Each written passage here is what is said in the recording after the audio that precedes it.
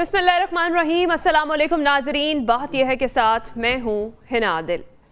नाज़रीन, वतन अज़ीज़ात और रद्द अमल से भरी पड़ी है। एक मोहरे को गिराने के लिए दूसरे को लाया जाता है और दूसरे को गिराने के लिए तीसरे के सर पर दस्ते शफ़क़त रख दिया जाता है और फिर यह अमल उस वक्त तक जारी रहता है जब तक मामलात लाने वालों के कंट्रोल में रहते हैं। आम से खास और ख़ास से आंखों का तारा बनाने वाले जहां आइन और जमहूरी उसूलों की खिलाफ वर्जी करते हैं, तो वहीं जवाब में ये आंखों के तारे जमहूरियत को सिर्फ इलेक्शन और इक़्तिदार के हुसूल तक ही महदूद रखते हैं। एक आंखों का तारा माजी में था, एक के साथ आजकल वीवीआईपी सलूक किया जा रहा है और एक है जो आंखों का तारा बनने की जुस्तजू में है और ना बनाए जाने पर खफगी भी दिखा रहा है। ये वतन अजीज की सियासत का वो अलमिया है जो ना तो खत्म होने का नाम ले रहा है, ना ही ये रेस थम रही है और ना ही मुक़्तदर हलकों का तरीक़ाकार ही बदल रहा है। इन आंखों के तारों को जब जब इक़्तिदार का मौका मिलता रहा तो इन्होंने आइन और जमहूरियत का नाम उसी हद तक इस्तेमाल किया जहां तक उनको सूट करता था। जमहूरियत के नाम पर हम ऐसे निज़ाम में जकड़ चुके हैं जिसकी मिसाल आधा तीतर आधा बटेर वाली है। आंख के तारे आज के हों, माजी के या बनने की ख्वाहिश रखने वाले, सब ने इख्तियार और ताकत की लड़ाई में हमेशा मुंह की ही खाई है। आज की बात यह है कि नवाज शरीफ को एक और बड़ा रिलीफ मिल गया है। अदालत ने एवनफील्ड अल अजीजिया रेफरेंसेस में नवाज शरीफ की अपीलें बहाल कर दी हैं और नैब का कहना है कि नवाज शरीफ को गिरफ्तार नहीं करना चाहते, जबकि पीपल्स पार्टी ने लेवल प्लेइंग फील्ड न मिलने पर शिकवा करते हुए कहा है कि जलसा भरना तो आसान है, नून लीग बक से कैसे भरेगी। और सदर आरिफ अलवी के आम इंतखाबात के हवाले से बयान पर इलेक्शन कमीशन का कहना है कि तैयारियां मुकम्मल हैं और इंतखाबात मुलतवी होने का कोई इम्कान नहीं है। प्रोग्राम के दूसरे हिस्से में हम बात करेंगे कि वफाकी हुकूमत ने 3 अहम फैसलों की तैयारी कर ली है। वापडा अफसरान के मुफ्त बिजली यूनिट बंद और पीआईए की निजकारी नागुज़ीर। ज़राए का यह कहना है कि पीआईए 10 साल में कौमी खजाने को 7 अरब डॉलर से ज़ायद का नुकसान पहुंचा चुका है। इसके साथ ही प्रोग्राम के आखिर में हम बात करेंगे कि गजा पर इसराइल की जारियत का आज 20वां रोज़ है। गजा में इंसानी अलमिया है कि आसमान से आग बरस रही है और ज़मीन जहन्नुम बन चुकी है। मासूम फ़लस्तीनी जाएं तो जाएं किधर। अक़वाम मुत्तहिदा का कहना है कि गजा में निज़ाम सेहत तबाह, ईंधन ख़त्म और कोई मकाम महफूज नहीं।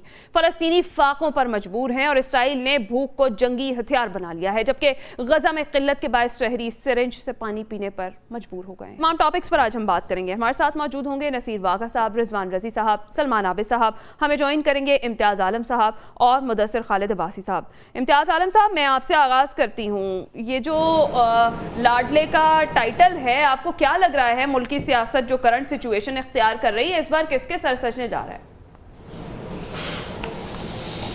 ये पाकिस्तान की रियासत का बहरान है, सियासत का बहरान भी है, आईनी बहरान भी है, पूरे निज़ाम का क्राइसिस है। हम ये सब कुछ पाकिस्तान में दहाइयों से देख रहे हैं, 50-60 साल से देख रहे हैं और ये पार्टियां बनाई जाती हैं, तोड़ी जाती हैं, लीडर खड़े किए जाते हैं, लीडर गिराए जाते हैं। तो ये सिलसिला बंद कर दें। अब आप काफ़ी तजुर्बे आपने कर लिए हैं जो सभी नाकाम रहे हैं। ना मुल्क को मुस्तकिल सियासी निज़ाम मिल सका है, ना मुल्क को कोई फ्रेमवर्क मिल सका है, ना कोई rules of the game, ground rule जिसे कहते हैं, वो भी तय नहीं हो सके। ये तो शुक्र करें कि चार्टर ऑफ डेमोक्रेसी हुआ और ये 15 साल सिविलियन सिस्टम चलता रहा।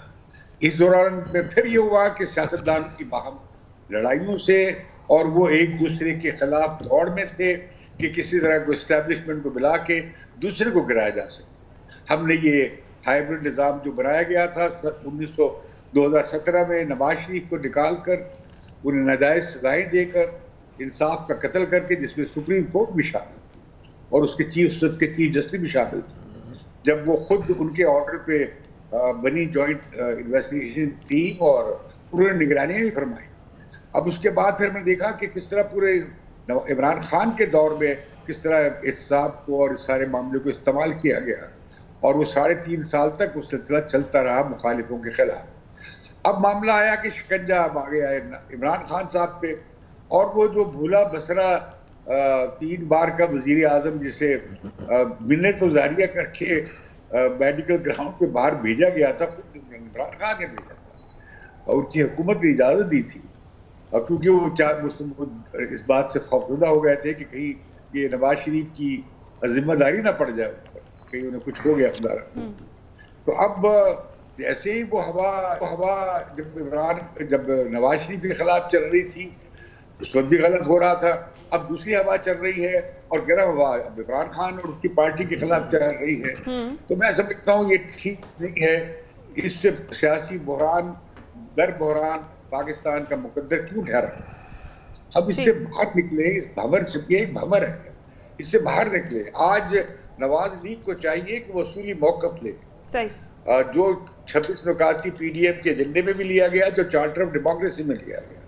اپنے سیاسی حریف کو میدان سے نکال کر آپ اکیلا شیر کو اگر گھاڑے گا تو بات بنے گی نہیں، اس کی لیجیٹیمیسی نہیں بنے گی۔ اسی طریقے سے جو آپ ہمارے آپ دیکھیں نا، اس ملک کی کیا بدقسمتی ہے، اور اس ملک کی بدقسمتی ہے کہ جتنے پاپولر پرائم منسٹر تھے سب کو کٹہرے میں کھڑا کیا گیا، ذلیل کیا گیا، سزائیں دی گئی، بہیمانہ سزائیں دی گئی، پھانسی سے لے کر آپ دیکھیں نواز شریف کو کیا تھا، ہائی جیکر بنا دیا گیا تھا۔ تو اسی طرح ہم نے دیکھا کہ اب عمران خان جو ہے وہ قومی راز فاش کرنے کے اس میں جرم میں گرفتار ہیں۔ وہ پتہ نہیں کون سا قومی راز سائفر کے حوالے سے فاش ہوا تھا، جو پرائم منسٹر نے اور اس ملک کے فارن منسٹر نے ظاہر کیا۔ اس سائفر کے بارے میں تو ہم نے ہماری سیکیورٹی کمیٹی جو ہے کیبنٹ کو سارے تفصیلی بیانات دے کر ڈیمارش کر کے ساری باتیں پبلک ہو چکی ہیں۔ اب اس میں سیکرٹ کیا ہے؟ تو میں سمجھتا ہوں کہ یہ آپ پاکستان کا امیج ایک بنانا اسٹیٹ کا بنتا ہے، ایک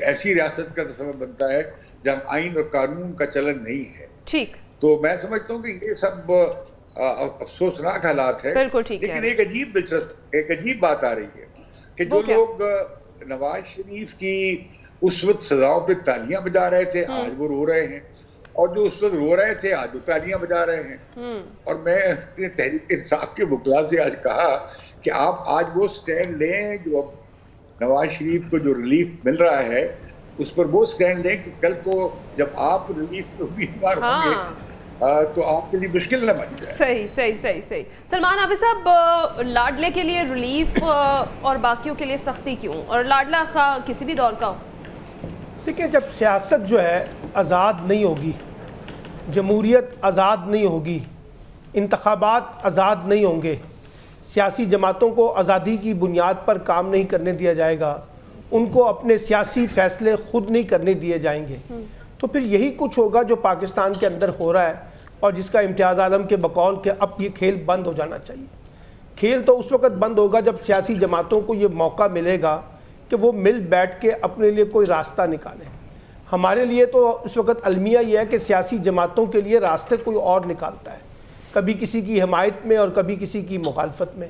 تو جب یہ کھیل ہم کھیل رہے ہیں اس کے بعد ہم یہ ازیوم کر لیں کہ پاکستان میں سیاست بھی مضبوط ہوگی، جمہوریت بھی مضبوط ہوگی، آئین بھی مضبوط ہوگا، قانون بھی مضبوط ہوگا، یہ تو مذاق ہے نا۔ اور جیسے ابھی امتیاز عالم نے کہا کہ ایک وقت میں ایک رو رہا ہوتا ہے اور ایک خوشی کے ڈھول بجا رہا ہوتا ہے، دوسرے وقت میں جو خوشی کے ڈھول بجانے والا ہے وہ رو رہا ہوتا ہے اور جو رونے والا ہے وہ خوشی کے ڈھول بجانا شروع کر دیتا ہے۔ یعنی ہم سیاسی جماعتوں کے اندر بھی جو ہے نا ایک دوسرے کی ناکامی اور ایک دوسرے کی کامیابی پہ جو ماتم یا خوش شادیانے بجاتے ہیں اس سے بھی جمہوریت کمزور ہوتی ہے۔ اگر ماضی میں کسی نے اچھا سٹانس نہیں لیا تو آج بھی کوئی نہیں لے رہا۔ ابھی صرف پیپلز پارٹی نے ایک راستہ نکالا ہے اور بار بار وہ کہہ رہے ہیں کہ جناب یہ مائنس عمران خان یا مائنس پی ٹی آئی جو الیکشن ہے اس کی کون قبولیت کرے گا، انہوں نے گفتگو کی ہے۔ اس لیے میں یہ سمجھتا ہوں کہ یہ جو کھیل جس کی بات امتیاز عالم صاحب کہہ رہے ہیں یہ تو خواہش ہے نا ہماری کہ بند ہو جانا چاہیے، لیکن بند کیسے ہوگا؟ کیا کوئی بٹن ہے جس کو ہم آن آف کر دیں گے؟ کیا کوئی چٹکی بجائیں گے تو اس سے یہ آن آف ختم ہو جائے گا؟ اور بھائی اس کے لیے پولیٹیکل فورسز کو کسی ایک نقطے کے اوپر اتفاق کرنا پڑے گا، ایک بڑے چارٹر کے اوپر اتفاق کرنا پڑے گا۔ وہ نہیں ہوتا کیونکہ پاکستان کی کچھ سیاسی جماعتیں جو ہیں جن کی اسٹیبلشمنٹ سے صلح ہو جاتی ہے ان کا کھیل دوسرا ہو جاتا ہے، اور جن کی اسٹیبلشمنٹ سے ناراضگی ہو جاتی ہے ان کا کھیل دوسرا ہو جاتا ہے۔ اور ساری سیاسی جماعتیں اپنے اپنے وقت کے اندر وہ سہولت کاری کے لیے اپنے آپ کو آزادانہ بنیادوں پر پیش کرتی ہیں اسٹیبلشمنٹ کے سامنے، اور کہتی ہیں کہ جناب آپ ہم سے ڈیل کریں، ہم سے زیادہ آپ کا کوئی لائل اور کوئی وفادار نہیں ہوگا۔ یہی عمران خان کہتے تھے یہی شہباز شریف صاحب کہہ رہے ہیں, یہی وہ زرداری صاحب بھی کہتے ہیں, اور یہی نواز شریف صاحب بھی کہتے ہیں. اب نواز شریف صاحب بھی تو ایک مفاہمت کر کے پاکستان آئے نا, اس مفاہمت کا نتیجہ ہم دیکھ رہے ہیں نا, ان کو کیسے عدالتوں سے ریلیف مل رہا ہے. وہی عدالتیں, وہی جج, وہی پروسیکیوٹر, وہی نیب. اب کسی کو کوئی اعتراض نہیں ہے. اس وقت سب کو اعتراض تھا, سب ان کو مجرم ثابت کرنے پہ تلے ہوئے تھے. آج سب ان کو جو ہے مجرم سے نکال کر ان کو جو ہے وہ معصوم بنانے کی کوشش کر رہے ہیں. عمران خان کو ظالم بنا رہے ہیں. اس وقت عمران خان معصوم تھے. تو یہ جو آنکھ مچولی کا کھیل, پتلی تماشے کا کھیل, سرکس کا کھیل ہے, مجھے نہیں لگتا کہ آنے والے کچھ عرصے میں بھی پاکستان کی سیاست اس سے باہر نکلے گی. اور جس قسم کا انتخابات کرانے کی کوشش کی جا رہی ہے, اور جیسے انتخابات کروانے کی کوشش کی جا رہی ہے, لیول پلینگ فیلڈ دی جا رہی ہے, اس سے لگتا یہ ہے کہ شاید انتخابات بھی ہو جائیں اور شاید کسی کی حکومت بھی بن جائے. لیکن اس سے پاکستان کا سیاسی کرائسس نہیں, پاکستان کا اسٹیٹ کرائسس اور زیادہ سویر ہو جائے گا, اور زیادہ خطرات اس کے اوپر آئیں گے. کیونکہ اس طرح کی مہم جوئی اور اس طرح کے ایڈونچر جو ہم کھیل رہے ہیں, جو ماضی میں بھی کھیلتے رہے, اس نے صرف سیاست اور جمہوریت کو نقصان نہیں پہنچایا, اس نے پورے ریاست کے کرائسس کو اور زیادہ گہرا کر دیا. اور یہ جو بار بار ایک لفظ استعمال ہوتا ہے ڈیپ اسٹیٹ, ہم اس کی طرف جا رہے ہیں جہاں نہ سیاست آزاد ہے, نہ عدلیہ آزاد ہے, نہ آئین آزاد ہے, نہ قانون آزاد ہے, نہ انتخابات آزاد ہے, اور اس کا خمیازہ جو ہے پاکستان کی ریاست کو مجموعی طور پہ بھگتنا پڑتا ہے. ٹھیک ہے رضوان رضی صاحب, جس طرح سے اگر ابھی سلمان عابد صاحب بھی بات کر رہے تھے کہ پارٹی اب ایک تو لیول پلینگ فیلڈ کا مطالبہ مسلسل کر رہی ہے, اور انہوں نے یہ بھی کہا ہے کہ پاکستان تحریک انصاف کے بغیر جو انتخابی نتائج ہیں انہیں کوئی تسلیم نہیں کرے گا, اور تاریخ بھی دی جائے.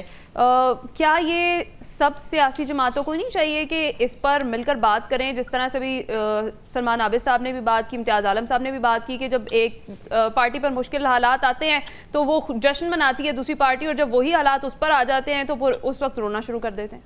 دیکھیے, آج اس کے حوالے سے ایک سوال جب جناب نواز شریف صاحب کو بھی کمرہ عدالت میں ہوا تو انہوں نے کہا کہ پہلے ادھر سے فارغ ہو لیں, پھر یہ مطالبہ بھی کر لیں گے. ظاہر ہے کہ ان کی اپنی پوزیشن جو ہے وہ اس وقت قانون کے سامنے ہے. اچھا, ویسے ہمارا قانون بڑا انٹرسٹنگ ہے.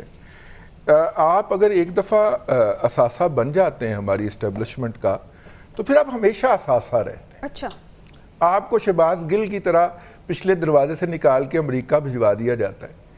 آج جو ہے دیکھیے, بات یہ ہے کہ اس ملک کے اندر ایک جرم ہے جس کے لیے 1857 سے ایک ایف آئی آر لکھ کے رکھی ہوئی ہے ہم نے, اور جو بھی ہمیں ناپسند ہوتا ہے اس کے خلاف ہم وہ ایف آئی آر فائل کر دیتے ہیں. وہ ایف آئی آر جو ہے وہ فائل ہوتی ہے اے آر وائی کے سی ای او کے خلاف, اور انہیں سپریم کورٹ ریلیف دے دیتی ہے, ان کو رہا کر کے کہتی ہے کہ گھر چلے جاؤ. وہی ایف آئی آر فائل ہوتی ہے عمران ریاض خان کے خلاف پچھلی مرتبہ جب وہ پہلی مرتبہ پکڑے گئے تھے, ہائی کورٹ انہیں رہا کر کے گھر بھیج دیتی ہے. ٹھیک ہے, ظاہر ہے وہ کسی دور کے اندر اسٹریٹجک اثاثے رہے ہوئے ہیں. وہی ایف آئی آر رضوان رضی کے خلاف ہوتی ہے, اور میں 5 سال سے عدالت میں دھکے کھا رہا ہوں, انہوں نے 5 دن نہیں لیے ان کو ریلیف دینے کے اندر. تو یہ ہماری عدلیہ کا معیار ہے. بالکل صحیح ہے. اس کے اوپر میرا نہیں خیال کہیں سے کوئی پریشر آ رہا ہوگا ججز کے اوپر, یا ڈکٹیٹ کیا جا رہا ہوگا. یہاں پہ عدل جو ہے وہ مین ٹو مین ویری کرتا ہے, اور یہاں پہ عدل جو ہے اس لیے میں عرض کر رہا ہوں کہ عدالت کے خلاف کوئی بات کرنے سے پہلے, یا عدالت کے کسی 2 طرح کے طرز عمل کو ڈسکس کرنے سے پہلے, ہمیں یہ جو نظام کے اندر خرابی ہے نا, اس کے اوپر بھی بات کرنی چاہیے. اور اگر کوئی اسٹریٹجک اثاثہ بن جاتا ہے اور کوئی بیچارہ نہیں بن پاتا, ٹھیک ہے, اس کی سردیوں میں دردیں نکل آتی ہیں, تو اس کو تھوڑا سا نا ہمیں اس کے اندر ڈیفرینشیٹ کرنا چاہیے. یہ بھی ہو سکتا ہے کہ جو نہیں بن پاتا اس کی اپنی نااہلی بھی اس میں شامل ہو, اس میں نااہلی شامل ہو, پھر اس کی دردیں نکل آتی ہیں نا. کامریڈ امتیاز عالم صاحب میری اس بات پہ ہنس رہے ہیں, انہیں پتا ہے میں کیا کہہ رہا ہوں. اب سردیاں آ گئی, ہماری دردیں پھر جاگ پڑیں گی, 8 سال جاگ پڑتی ہیں, محبتوں کی نشانیاں ہیں جی ان کی. لیکن کہنے کا مطلب یہ ہے کہ آپ دیکھیے کس طرح ہم اس نظام کو پوری طرح بے نقاب ہوتے ہوئے دیکھ رہے ہیں. صحیح بات بھائی, یہ جو اسٹریٹجک اثاثوں کے ساتھ جو ہوا ہے وہ بھی کافی سبق آموز ہے اسٹریٹجک اثاثوں کے لیے. صحیح ہے. اب دیکھیے پورا نظام جو ہے وہ اپنا پیرہن تار تار کر رہا ہے اس وقت ہمارے سامنے کھڑا, اور ہم دیکھ رہے ہیں. اور ہم جو ہے اس کے اوپر کچھ نہیں کر سکتے ماں سوائے ہنسنے کے یا رونے کے یا ٹیبل بجانے کے. اس کے علاوہ ہم کچھ نہیں کر سکتے اس نظام.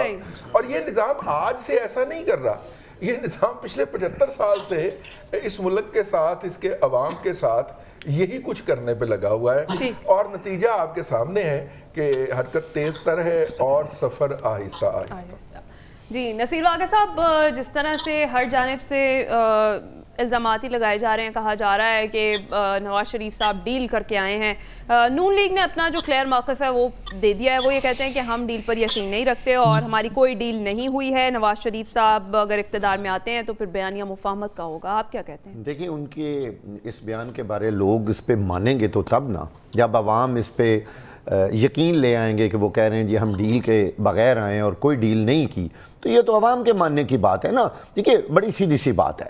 میں عام طور پہ یہ کہتا ہوں کہ دیکھیے اس وقت عوام میں پورا شعور آ چکا ہے. آپ سیدھی سی بات ہے, عوام کو کہیں جی الیکشن میں جس کو آپ نے الیکٹ کرنا ہے آپ کر لیں, بڑی سمپل سی بات ہے. اچھا اس طرف نہیں جاتے. آج کی جو عدالتی کارروائی ہے, میں اس پر ایک سوچ رہا تھا کہ پہلے تو ہے نا ایسا ہوتا تھا کہ کوئی بھی فیصلہ آنے سے پہلے ایک تجسس ہوتا تھا, ایک ذہن میں ہوتا تھا کہ پتہ نہیں کیا اس کا رزلٹ آئے گا, کیا فیصلہ آئے گا. اس سے بڑی دکھ کی کیا بات ہے. اور ہماری عوام بھی یہ بات سوچ رہی ہوگی, لوگوں کو پہلے ہی فیصلے کا پتہ اب چل جاتا ہے. آج بھی لوگوں کو پتہ تھا کہ یہ فیصلہ یہ آنا ہے, پہلے اخبار میں چھپ بھی جاتا ہے. بالکل آپ نے صحیح کہا, ایک دن پہلے اخبار میں کالمز میں سارا کچھ آ جاتا ہے کہ کل یہ فیصلہ آنے والا ہے. بھائی اس سے بڑی اور کیا ہمارے لیے دکھ کی بات ہو سکتی ہے. اویئرنیس نہیں کہیں گے اس کو آپ؟ ہمارے نہیں, یہ اویئرنیس نہیں ہے. نہیں احمد نورانی کا ہرگز نہیں نا, ایک دن پہلے جنگ کے اندر میاں صاحب کے ساتھ کل کیا ہوگا ہیڈ لائن چھپی. جی لیکن یہ اویئرنیس نہیں ہے, یہ ہمارے لیے سوچنے کا مقام ہے. بات بالکل سمپل سی ہے, جو بھی اسٹیبلشمنٹ کے ساتھ ہوگا وہ پیارا ہو جائے گا, وہ حکومت میں بھی آ جائے گا, اور جو اسٹیبلشمنٹ کے ساتھ نہیں ہوگا, ہماری 75 سال کی تاریخ گواہ ہے. عمران خان کی بات بالکل ان کے ذریعے آئے, نواز شریف صاحب ہمیشہ ان کے ذریعے آئے, جو بھی آیا. یہ روش ختم ہونی چاہیے. یہ روش اس لیے ختم نہیں ہو رہی کہ جتنے پولیٹیکل لیڈر ہیں اور جتنی پولیٹیکل جماعتیں ہیں انہوں نے اپنا قبلہ و کعبہ بس سارا کچھ جو ہے اسٹیبلشمنٹ کو بنا رکھا ہے. جی وہی جو فیصلہ کریں گے بس ان کے جا کے قدموں میں بیٹھ کے ان کو چھوا اور کہا جناب ہمیں آشیرواد چاہیے حضور آپ کی تاکہ ہم سرخرو ہو سکیں. یہ نظام جب تک ختم نہیں ہونا, اور میں بالکل برملا کہہ رہا ہوں, مجھے تو یہ نظام ختم ہوتا ہوا دکھائی ہی نہیں دے رہا. کوئی امید نہیں ہے کہ کبھی ہم اس چیز سے باہر نکلیں گے. ہمارے اپنے سیاستدان, ہمارا اپنا نظام, ہمارا اپنا سیاسی سسٹم جو ہے ان کے سامنے سرنڈر کر چکا ہے. جی وہ اس چیز کا مرہون منت, ان کے سامنے ہم سرنڈر کر چکے ہیں. میں نے پچھلے پروگرام میں بھی کہا تھا بہتر یہ ہے کہ ان کو باقاعدہ آئین کے مطابق, رضی صاحب نے کہا کہ جی وہ تو پوری گورنمنٹ میں بھی آتے رہیں, بالکل آتے رہیں, لیکن جب آئینی حکومت آ جائے, جب مارشل لا نہ ہو, جب ڈکٹیٹرشپ نہ بھی ہو, تو خدارا ان کو ساتھ کرسی پہ بٹھا کر ان کو کہیں جناب عزت مآب آپ ہمارے دائیں طرف بیٹھے اور ہمارے ساتھ مشورے دیں, ہمیں بتائیں ہم نے کیا کرنا ہے. آپ کا بھی مشورہ پہنچ گیا, اب دیکھتے ہیں. جی وہ شاید اس طریقے سے کچھ اسٹیبلٹی آ جائے. دوسری بار ہے آپ نے کھل کے مشورہ دیا ہے اور میں یقین جانے میں بڑا پوزیٹیو انداز میں یہ کہہ رہا ہوں, میں کرٹیسائز نہیں کر رہا, اور میں یہ چاہتا ہوں دلی طور پہ, میرا ایز اے تجزیہ کار آپ سمجھ لیا, ایز اے جرنلسٹ میں کہہ رہا ہوں کہ ہمیں ان لوگوں کو اپنے ساتھ بٹھانا چاہیے. کیوں؟ جب ان سے ہی پوچھ کے سارا کچھ کرنا تو ان کو ساتھ ہی بٹھانا. یہ بھی بات بالکل ٹھیک ہے. مدثر خالد عباسی صاحب, یہ واگا صاحب کو ٹاک شو میں اپنے ساتھ انہیں بٹھانا چاہیے, پاور شیئر کرنی چاہیے, یہ جو ویوز دے رہے ہیں. سر 28 لوگوں کی فہرست جاری ہوئی تھی کہ وہ واگا صاحب کے دائیں بائیں بیٹھا کریں گے, آپ کو یاد نہیں ہے نا, نکال دیے گئے وہ. ٹھیک ہے ٹھیک ہے. مدثر خالد عباسی صاحب, یہ سارا سینیریو تو ہم نے پولیٹیکلی ڈسکس کیا ہے. قانونی طور پہ اگر دیکھیں تو جس طرح سے نیب فرینڈلی پروسیکیوشن اس ٹائم کے نواز شریف صاحب کے کیسز میں کر رہی ہے, تو آپ کو کیا لگتا ہے کہ قانون کے مطابق ہی انہیں ریلیف مل رہا ہے؟ کیونکہ اعظم نذیر طاہر صاحب کہتے ہیں کہ ایون فیلڈ ریفرنس میں جو شریک ملزمان کی بریت کا فیصلہ ہے وہ دیکھنے تو بہت سارے مسائل آپ کے حل ہو جائیں گے. دیکھیے یہ تو کیس کے میرٹس کی بات ہے، جب کیس سنا جائے گا میرٹس پر تو یہ باتیں سامنے آئیں گی، لیکن اب تک کی جو صورتحال ہمارے سامنے آئی ہے، مجھے یہ کہتے ہوئے بہت افسوس ہوتا ہے، اور ہم نے سنا یہاں پہ کہ عدل کا نظام جو ہے وہ ویری کرتا ہے۔ اس کی ایک بڑی واضح اور مثال یہ ہے، اور قانون میں فوجداری قانون کا جو بنیادی اصول ہے وہ یہ ہے کہ جب کوئی بھی مدعی کسی بھی ملزم کے خلاف کوئی فیک یا فیبریکیٹڈ پروسیکیوشن کرتا ہے، یعنی اس کے خلاف ایسا مقدمہ درج کرتا ہے جو بے بنیاد ہے، تو پھر اس مقدمہ درج کرنے والے کے خلاف بھی کارروائی ہوگی۔ بعین اسی طرح جو نیب کا قانون ہے اس کی سیکشن 36 کے مطابق جو فالس پروسیکیوشن ہوگی اس پر اس رسپانسبل بندے کے خلاف کارروائی کر کے اسے 5 سال کی سزا دی جا سکتی ہے۔ میں تو یہ سمجھتا ہوں کہ یہ ایک ایسا مقدمہ ہے جس میں بدقسمتی سے وہ ادارہ جو احتساب کے لیے بنایا گیا تھا آج میری قانونی رائے میں ملزم ہے، بلکہ انہوں نے ملزم بھی نہیں ہے بلکہ انہوں نے یہ کنفیس کر لیا ہے کہ کل کو انہوں نے ایک کیس بنایا ایک بندے کے خلاف، اس کو پروسیکیوٹ کیا، اس میں انویسٹیگیشن کی، اس میں ایویڈنس کلیکٹ کی، اس کا ریفرنس بھیجا عدالت میں، اور یہ ساری کارروائی کرنے کے بعد at the end of the day وہ کہتے ہیں جی ہم اس میں اس کی پیروی نہیں کرنا چاہتے، یا ہم اس ملزم کو جو ہے اس کے خلاف پروسیکیوٹ۔ تو میں یہ سمجھتا ہوں کہ یہ ایک ہمارا المیہ ہے، قومی المیہ ہے کہ آپ کی ریاستی سطح کے اوپر جو ہے یہ جرم سرزد ہو رہا ہے اور ریاست کی سرپرستی میں یہ سارا کام ہو رہا ہے۔ میں سمجھتا ہوں اس سے بڑی اور کوئی دلیل ہو نہیں سکتی اس بات کی کہ ہمارا جو نظام عدل ہے یا جو ہمارا ریاستی نظام ہے وہ ابھی میرے بھائی کہہ رہے تھے کہ کولیپس کر چکا ہے، اور واقعی یہ اس کی ایک مثال ہے کہ عدالتیں جو، اور پھر اس میں عدالتوں کا رول کیا ہے۔ عدالت میں یہ ہوتا ہے جی کہ میں آپ کو قانونی بات بتانا چاہتا ہوں، وہ یہ ہے کہ خواہ وہ دیوانی نوعیت کے مقدمات ہوں یا فوجداری مقدمات ہوں نوعیت کے، جب بھی کوئی سائل یا مدعی یا مستغیث عدالت میں کوئی مقدمہ دائر کرتا ہے اور جب وہ اسے واپس لیتا ہے تو یہ بات مشروط ہے اس بات سے کہ عدالت اسے اس بات کی اجازت دے۔ عدالت اگر یہ سمجھے کہ یہ مقدمہ جو دائر کیا گیا تھا اب اس سے وڈرا کیا جا رہا ہے یا اسے کوئی کنسیشن دی جا رہی ہے، تو یہ عدالتیں آنکھیں بند کر کے وہ کنسیشن نہیں دیں گی۔ عدالتیں جو ہیں یا تو وہ اس بات کا تعین کریں گی اور کیس کے میرٹس کے اوپر انڈیپینڈنٹلی فیصلہ کریں گی، یا پھر اس بات کا تعین کریں گی کہ یہ ایسا ہوا کیوں ہے۔ دیکھیں نا، عدالتاں کو تختہ مشق تو نہیں ہے کہ آپ جس کے خلاف آپ نے سیاسی انتقام لینا ہو ایک آپ ریفرنس بنائیں اور عدالت میں داخل کر دیں اور جب آپ کا دل کرے اس کو واپس لے لیں۔ تو عدالتیں اس لیے نہیں بنی، عدالتیں جو ہیں وہ انصاف کرنے کے لیے بنتی ہیں، جو اسپرٹ ہے قانون کی وہ یہ ہے۔ تو میں یہ سمجھتا ہوں کہ یہ ہمارا ایک بہت بڑا المیہ ہے کہ اس طریقے، اور اس میں میں سمجھتا ہوں کہ سب سے بڑا کردار مجھے بڑے دکھ اور افسوس کے ساتھ جہاں یہ عدالت کی ذمہ داری ہے کہ وہ اس چیز کا نوٹس لے، لیکن ساتھ ہی ساتھ جہاں تک اس قانون کی اوپر جو نیب کا جو قانون ہے، یہ آج جو جس حالت میں ہمارے سامنے موجود ہے، اس کی تمام تر ذمہ داری جو ہے، تمام تر ذمہ داری میں سمجھتا ہوں کہ سیاستدانوں پر ہے۔ یہ بات تو ہم برملا کہہ سکتے ہیں کہ یہ اقتدار میں آنے والے لوگ جو ہیں یا یہ اس قانون کو مزید اس کو امینڈ کر کے اس کو مضبوط بنانے کی کوشش کر رہے تھے اور لوگوں کے آنکھوں کے اندر دھول جھونکنے کی کوشش کر رہے تھے کہ جی ہم اس کو بہتر کرنے کی کوشش کر رہے ہیں۔ بھائی یہ قانون ہے جو کہ پولیٹیکل انجینئرنگ کے لیے، جو کہ پولیٹیکل وکٹمائزیشن کے لیے استعمال ہوتا ہے، اس میں کوئی دو آرا نہیں ہے۔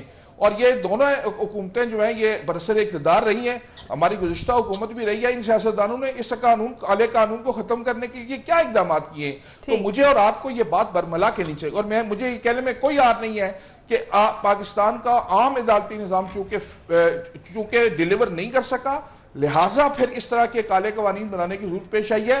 میرا آج بھی یہ موقف ہے، اور میں یہ سمجھتا ہوں پوری دیانتداری کے ساتھ قانون کے ایک طالب علم کی حیثیت سے کہ عدالتی نظام کو اتنا مضبوط بنایا جائے کہ اس میں احتساب کے لیے اور کسی مقصد کے لیے بھی کسی بھی خصوصی عدالت بنانے کی جو ہے وہ اگر کسی مقتدر شخصیت نے یا کسی نے اپنی مس یوز آف اتھارٹی کی ہے تو ہمارے عام قوانین جو ہیں اس کے اندر اتنی مضبوطی ہونی چاہیے، ہمارے نظام کے اندر اتنا اس نظام کو توانا ہونا چاہیے کہ وہ ان لوگوں سے نپٹے۔ آپ دیکھیے، اس کے علاوہ آپ دیکھیے ہمارے ہاں अलमिया ये हमारे बिल्कुल अदालती बिल्कुल निज़ाम का आपने सही और हमारे निशानदेही कानूनी की है निज़ाम का। मुदस्सिर खालिद अब्बासी साहब। यही तो वतन अजीज की सियासत का अलमिया है, जो ना तो खत्म होने का ना ही ये रेस जो है वो खत्म हो रही है, और ना ही मुक़्तदिर जो हल्के हैं उनका तरीक़ाकार ही बदल चुका है। जमहूरियत के नाम पर ऐसे निज़ाम में हम जकड़ चुके हैं। ब्रेक पर जाएंगे, ब्रेक के बाद जब वापस आएंगे बात करेंगे। वफाकी हुकूमत ने 3 अहम फैसलों का जो है वो उसकी तैयारी कर ली है। कौन से 3 अहम फैसले किए गए इस पर बात करते हैं।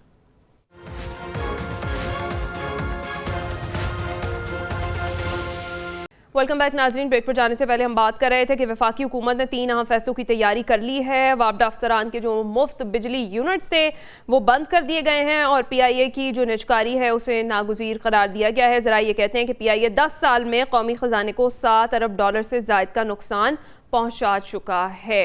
वागा साहब, ये तो हम हमेशा से ही सुनते आ रहे हैं, सफ़ेद हाथी है, निजकारी नागुज़ीर है, लेकिन निजकारी हो क्यों नहीं रही है अब तक, और इतना नुकसान कौमी ख़जाने को बर्दाश्त करना पड़ रहा है? इसकी एक मेन वजह सिर्फ सियासी है। एक क्या, पहली और आखिरी वजह है ही सियासी।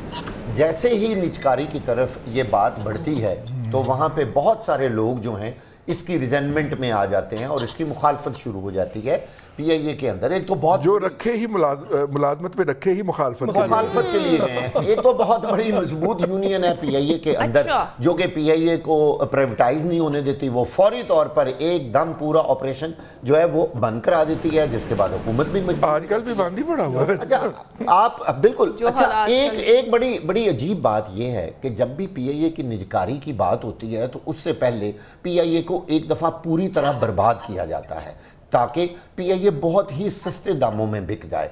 जबकि $500 अरब के इनके 2 बड़े होटल हैं इस वक्त दुनिया में। नहीं इतने उन्होंने बाकायदा करो थोड़ा, उन्होंने लिखा, उन्होंने बाकायदा उसकी कीमत असेस करके बताई है। और उनका ये कहना है PIA के बहुत सारे लोगों का कि इसकी निजकारी की बजाय अगर आप ये 2 होटल बेच दें तो हमें बहुत बड़ी रकम जो है वो मिल जाएगी और PIA जो है वो अपने पांव पर खड़ी हो जाएगी। अच्छा, आजकल आप लोग सुन रहे हैं, रोज खबरें आ रही हैं कि PIA के क्या हालात हैं। तकरीबन सारी डोमेस्टिक फ्लाइट्स जो हैं वो कैंसिल हो रही हैं, और PIA ने बाकायदा ऑफिशियली एक प्रेस रिलीज जारी कर दी है जिसमें ये कहा है, तो आज हुई है मंसूख जी PIA ने बाकायदा एक प्रेस रिलीज ऑफिशियली जारी कर दी जिसमें उन्होंने ये कह दिया है कि हमारा मामूल का ऑपरेशन हमने मुअत्तल किया हुआ है और सिर्फ इंटरनेशनल जो कुछ फ्लाइट्स हैं वो चलेंगी, और जैसे जैसे PSO हमें पेट्रोल देता जाएगा और जो हमारी एयरलाइन की जो फ्लाइट्स हैं वो चलती जाएंगी। जबकि दूसरी जानब आप देखें, पूरी दुनिया की एयरलाइंस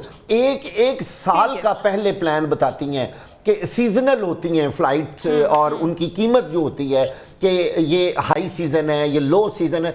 यानी पाकिस्तान इंटरनेशनल एयरलाइन एक ऐसी दुनिया की एयरलाइन है जो किसी हालत में भी अपनी सीजनल टिकटें पहले ना बेच सकती है ना फैसला कर सकती है। इनको यही नहीं पता होता कि कल जहाज ने जाना है या नहीं जाना, तो बताएं उसकी टिकट कौन खरीदेगा। बर्बादी तो खुद हमने की, हमसे मुराद है सारे इकट्ठे हैं उसमें, जो भी हैं जिन्होंने अपने रिश्तेदार वहां भर्ती कराए, जो दुनिया जहान का वहां सिफारशी भर्ती हुआ है वहां पे।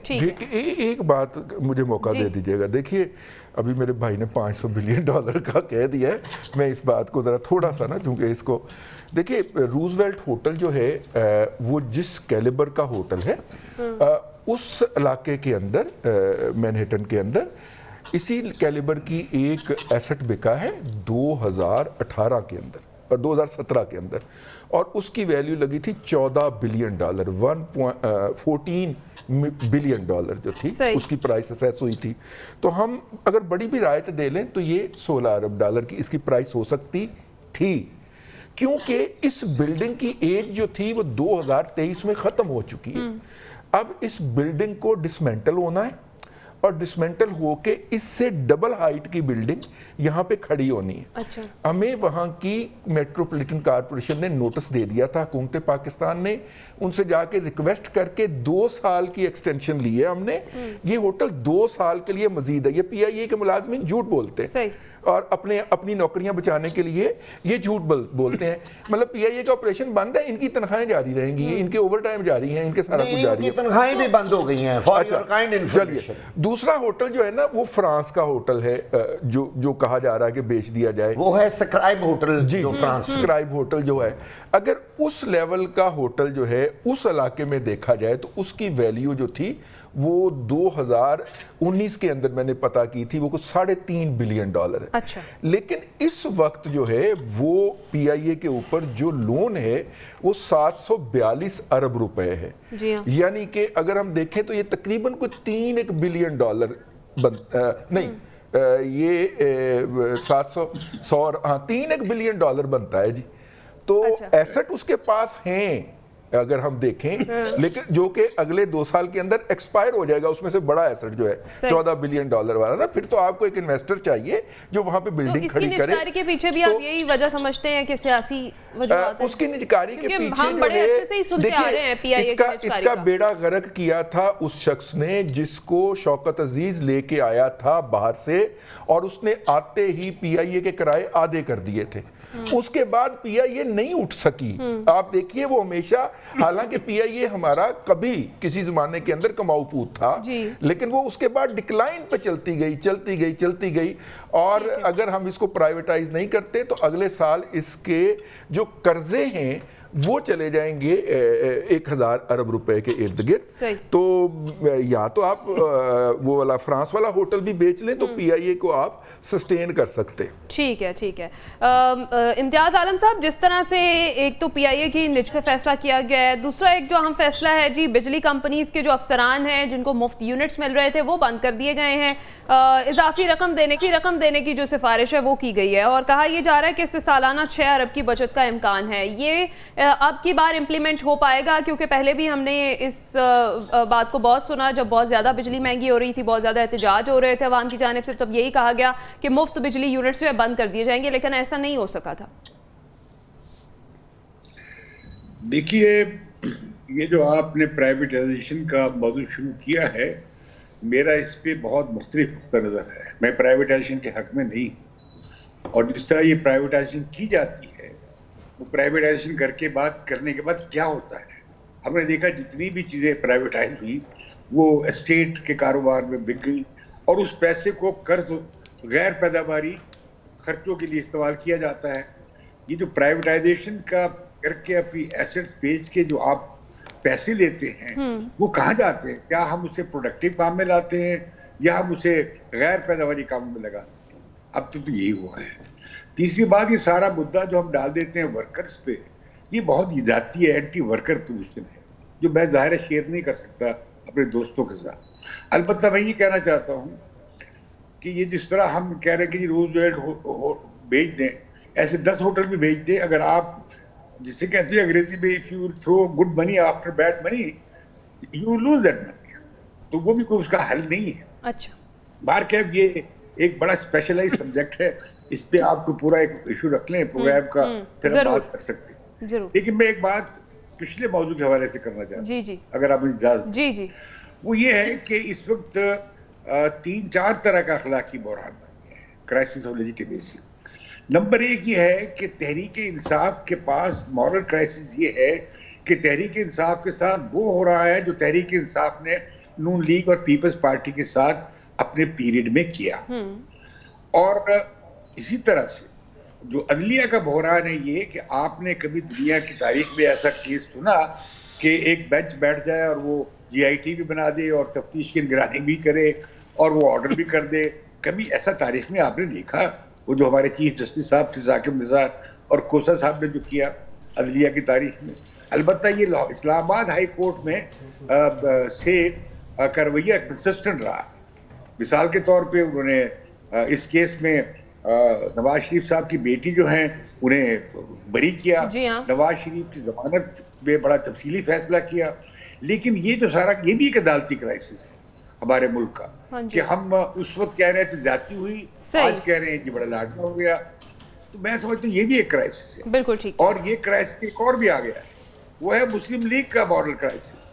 کہ مسلم لیگ لاڈلا اور 2017 اور 18 کے جس سارے ہائیبرڈ نظام کی مخالفت کرتی تھی, اس کی تنقید کرتی تھی, آج وہ خود اس ہائیبرڈ نظام کا حصہ بننے جا رہی ہے.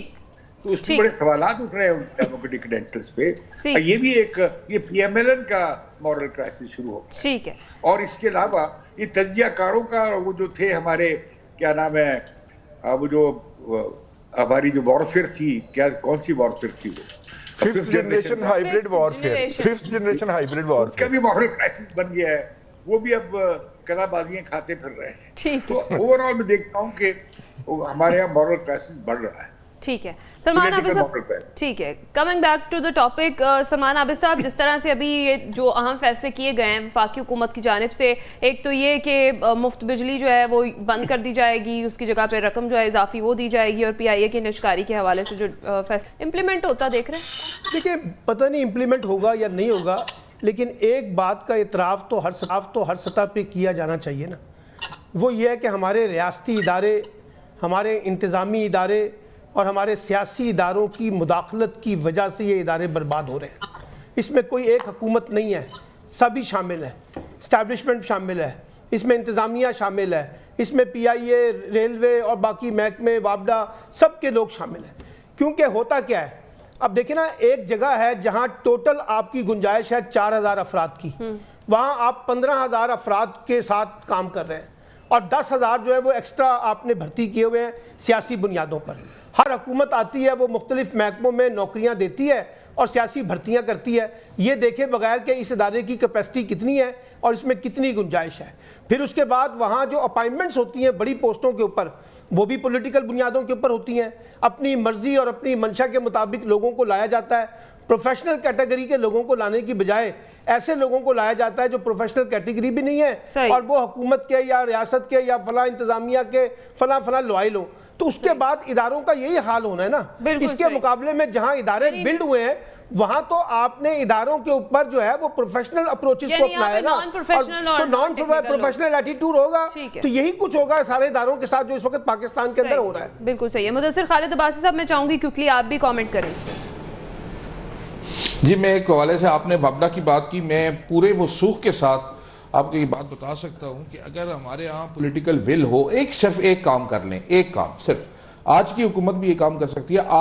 आज की तारीख में आप अगर इस चीज़ को आइडेंटिफाई कर दें कि पाकिस्तान के अंदर कमर्शियल सतह के ऊपर, खा वो इंडस्ट्री है, खा वो कमर्शियल सेंटर्स हैं या जो भी तजारती मराकज़ हैं, इनके अंदर अगर आप जाके देखें तो अगर आप सिर्फ बिजली चोरी के केसेस को मौके के ऊपर जाके आइडेंटिफाई करते हैं और ये कानून बना दें या ये चीज आप तय कर लें कि वो इदारा जिस पे बिजली चोरी हो रही है इस वक्त, उसको सील कर दिया जाएगा। और मैं ये नहीं कह रहा कि कानून से बालातर को इकदाम किया जाए, अच्छा। कानून के मुताबिक भी अगर उनसे रिकवरीज की जाए तो आपको ये सुनकर हैरानगी होगी कि शायद आपकी जो इकोनॉमी है उसके अंदर जो है वो एक बहुत बड़ा कंट्रीब्यूशन हो, यानी इस सतह के ऊपर ये सारा कुछ हो रहा है। लेकिन इसमें बदकिस्मती से हमारे जो मुलाजमीन है वो भी इसमें, और सरकारी अफसर जो हैं और जो एहलकार मुलव्विस हैं इसमें। बिल्कुल सही बात आपने निशानदेही की है। जिनका काम जो है वो एनर्जी को मैनेज, और ये जो सलमान आबिद साहब ने भी कहा, बल्कि सब ने यही बात की कि यही वजह है कि अंदर से जब लोग मिले हुए हैं तो इस तरह ही हाल होगा इदारों का। ब्रेक पर जाएंगे, ब्रेक के बाद जब वापस आएंगे तो बात करेंगे गजा पर इसराइली जारियत का आज 20वां रोज़ है, क्या क्या मजालिम ढाए जा रहे हैं, बात करते हैं इस ब्रेक के बाद।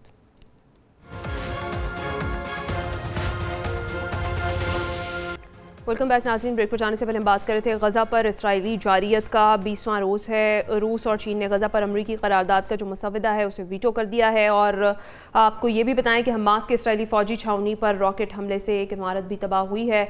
मुदस्सिर खालिद अब्बासी साहब, क्या कहेंगे आप? एक इंसानी अलमिया जन्म ले रहा है गज़ा में और इस्लामी ममालिक हैं कि खामोश तमाशाई बने हुए हैं।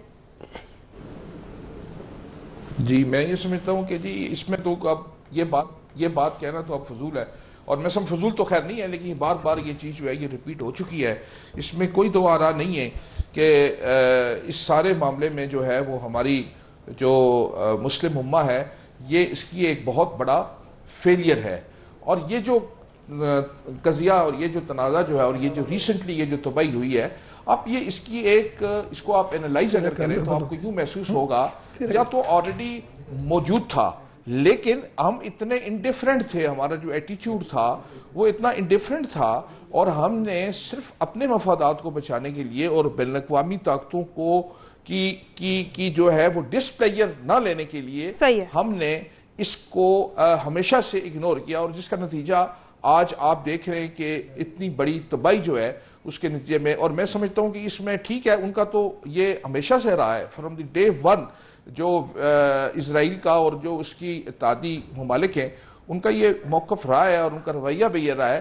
لیکن قابل افسوس بات یہ ہے کہ جو ہمارے اندر جو طاقتیں ہیں یا جو، اور اب دیکھیں یا اب صورتحال بدل چکی ہے.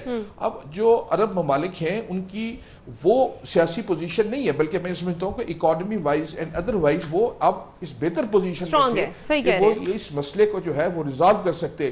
لیکن انہوں نے اس میں بھی بات مذمتوں سے آگے نہیں بڑھائی، دلچسپی نہ لے کر. میں سمجھتا ہوں کہ یہ ایک سانحہ ہے اور یہ ایک اجتماعی طور پر میں سمجھتا ہوں کہ یہ ایک کرمنل ایٹیچیوڈ رہا ہے تھرو آؤٹ بدقسمتی سے. ٹھیک ہے سلمان ابھی صاحب، دنیا کی مذمتیں بے سود، اسرائیل نے ایک بار پھر فلسطینیوں کو کرنے کی دھمکی دے دی ہے. وہی بات ہے کہ بات مذمتوں سے آگے جا ہی نہیں رہی. دیکھیں پہلی بات تو یہ ہے کہ جو مسلمان ممالک ہیں نا، ان سے آپ امید لگانا بند کر دیں اور یہ بلا وجہ کا ماتم مت کیا کریں کہ جی اسلامی ممالک کچھ نہیں کر رہے، اسلامی ممالک کچھ نہیں کر رہے. نہ انہوں نے پہلے کبھی کچھ کیا، نہ یہ اب کچھ کریں گے. یہ میں نے آپ کو پہلے بھی کئی دفعہ کہہ چکا ہوں کہ یہ امریکہ کے غلام ہیں، حکمران طبقات. میں مسلم قوم کی بات نہیں کر رہا، حکمران طبقات، اور یہ بڑی طاقتوں کو دیکھ کے اپنے فیصلے کرتے ہیں، اس لیے ان سے کوئی امید نہ لگائیں. اصل تو دیکھیے جو بات ہمیں کرنی چاہیے کہ فوری طور پر جنگ بندی ہو، سیز فائر ہو، اور اس میں بڑی طاقتوں کو رول پلے کرنا پڑے گا. امریکہ ہے، برطانیہ ہے، فرانس ہے، جرمنی ہے. جب تک یہ ممالک کوئی بڑا ایکشن نہیں لیں گے اس وقت تک اسرائیل کے اوپر کوئی دباؤ نہیں پڑے گا. اور بدقسمتی یہ ہے کہ یہ جو بڑی طاقتیں ہیں یہ بھی انڈائریکٹلی اور ڈائریکٹلی اس وقت اسرائیل کو پروٹیکٹ کر رہی ہیں. ان کے بے شمار انیشیٹو جو ہیں وہ کسی نہ کسی شکل میں اسرائیل کو سپورٹ کرتے ہیں. اب یہ جو المیہ ہے، یعنی ایک طرف مسلم حکمران اور دوسری طرف ہم یہ دیکھ رہے ہیں کہ یہ جو ہمارے بڑی طاقتیں وہ، اور تیسرے نمبر پہ پھر یہ کہ جتنے بھی بڑے ادارے ہیں جن کا کام تھا ان چیزوں کو روکنے کا اور اس میں اپنا کوئی رول پلے کرنے کا، کانفلکٹ کو ڈیل کرنے کے حوالے سے، وہ بھی بے بس نظر آتے ہیں. کیونکہ ان کے بھی تانے بانے جو ہے نا وہ بڑی طاقتوں کے مفادات سے جڑے ہوئے ہیں. وہ بھی اتنی ہی بات کرتے ہیں جتنی بڑی طاقتوں کو ہضم ہوتی ہے، اور اس سے بڑی بات اگر وہ کریں گے تو پھر ان کے لیے بھی مسائل پیدا ہوتے ہیں. ٹھیک ہے رضی صاحب، UN سیکرٹری جنرل کو بھی پہلے انہوں نے فلسطینیوں کے حق میں بیان دیا، پھر دباؤ کے بعد اپنے بیان سے مکرنا پڑ گیا ہے. کیسی سچویشن چل رہی ہے یہ؟ دیکھیے آج جو ہے وہ قرارداد بھی پاس ہوئی ہے اور جو ویٹو بھی ہو گئی ہے.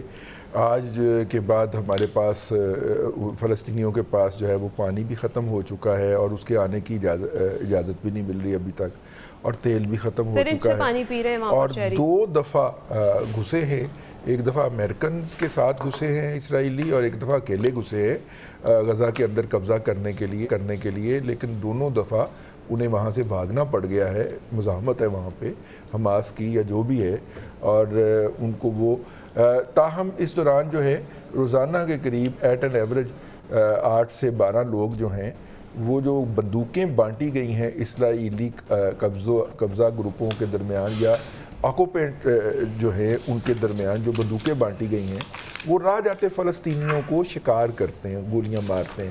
تو روزانہ 8 سے 12 جو شہادتیں ہیں وہ اس سے بھی ہو رہی ہیں. تو یہ ایک ہیومن ٹریجڈی ہے. ہم اس کا ماتم کر سکتے ہیں سو کر دیتے ہیں، ہم اس کے علاوہ اور کچھ نہیں کر سکتے. صحیح ہے واقع صاحب، ہم تو ماتم کرنا ہے ہی. حوصلہ مسلمانوں کا ہے جو کہ بلند ہے بالکل، اور ڈاکٹرز وہاں کے یہ کہہ رہے ہیں کہ زخمیوں سے بھرے جو ہاسپٹلز ہیں وہ ہم چھوڑ کر کہیں نہیں جائیں گے، جو کرنا ہے اسرائیل نے کر لے. دیکھیں ایک بات تو یہ ہے کہ جنگ بندی میں بہت دیر ہو رہی ہے. پوری مسلم امہ کو اب یہ بات سوچنی چاہیے کہ ہر آئے روز سینکڑوں مسلمان فلسطینی کس طرح گاجر مولی کی طرح وہ شہید ہو رہے ہیں، اور ہم روز ایک ہی بات کرتے جا رہے ہیں کہ جی جنگ بندی کر دیں، اب کر دیں. بھائی اب بہت دیر ہو گئی ہے. آپ اسرائیل کی سچویشن دیکھیں کہ ایک طرف لبنان ہے، جارڈن ہے، مصر ہے، یعنی وہ مسلم ممالک کے درمیان گھرا ہوا ہے، لیکن اس کے باوجود وہ کس طرح مسلمانوں کی قتل و غارت کر رہا ہے، اور ہم عملی طور پر اس کے خلاف کچھ نہیں کر سکے. جبکہ تمام مسلمان ممالک کو مل کر صرف یہ باتیں کرنا، یہ روز بیان بازی کرنا، اس سے کچھ نہیں ہوگا. ان کو بھی پتہ ہے کہ مسلم ممالک نے اس کے علاوہ اور کچھ نہیں کرنا، تبھی تو وہ اتنے بڑے شیر ہوئے ہیں، تبھی تو وہ مسلمانوں پر ظلم کر رہے ہیں. ان کو پتہ ہے ایک تو ان میں اتحاد نہیں ہے، نہ کسی نے عملی طور پر سامنے آنا ہے. بس بیٹھے رہیں ٹی وی چینلز پہ اور اپنے شہروں میں چھوٹے موٹے مظاہرے کرتے رہیں گے. وہاں دیکھیں بچوں کا کیا حال ہے، عورتوں کا کیا حال ہے. भाई पूरी दुनिया में ऐसा नहीं होता कि जंग के दौरान आप हॉस्पिटल्स के ऊपर इस तरह बमबारी करें। जो रिहायशी इलाके हैं वो उन्होंने तहस नहस कर दिए हैं, उनकी वीडियोस देखी नहीं जा सकती। कोई इंसान पता नहीं वो हैवान है।